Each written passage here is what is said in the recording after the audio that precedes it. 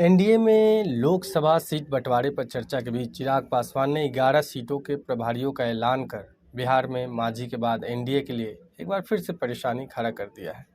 चिराग पासवान ने हाजीपुर के लिए भी प्रभारी का ऐलान कर दिया है। इस सीट पर अपना दावा ठोक दिया है, जबकि इस सीट पर चिराग पासवान और उनके चाचा पशुपति पारस के बीच पहले से खींचातान चल रही है। दोनों के बीच इस लोकसभा सीट के लिए अपना अपना दावा ठोका जा रहा है।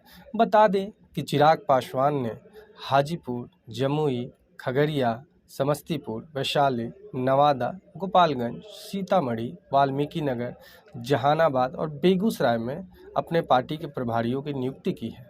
इसके बाद यह माना जा रहा है कि लोक जनशक्ति पार्टी रामविलास ने इन 11 सीटों पर लोकसभा प्रभारियों की नियुक्ति कर बीजेपी को ये मैसेज दिया है कि वो इन सीटों पर अपना उम्मीदवार चाहती है।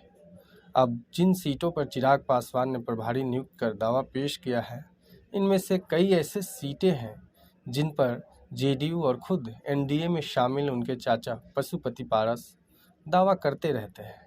अब देखना होगा कि भाजपा चिराग पासवान के इस दावे पर क्या प्रतिक्रिया देती है।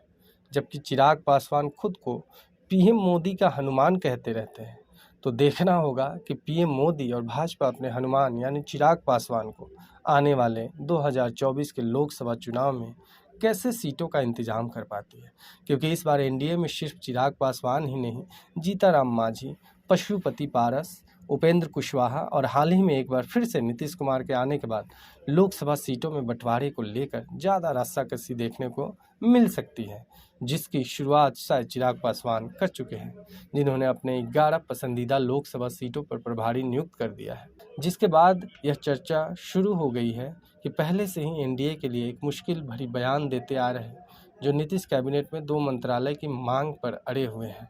उनका नाम जीताराम मांझी है, जिन्हें राजद की तरफ से मुख्यमंत्री पद का पहले से भी ऑफर है। और अब एनडीए में चिराग पासवान ने फिर से खलबली मचा दी है, जिन्होंने अपनी पार्टी लोक जनशक्ति पार्टी रामविलास के तरफ से प्रदेश के 11 लोकसभा सीटों पर अपने प्रभारी नियुक्त कर दिया है।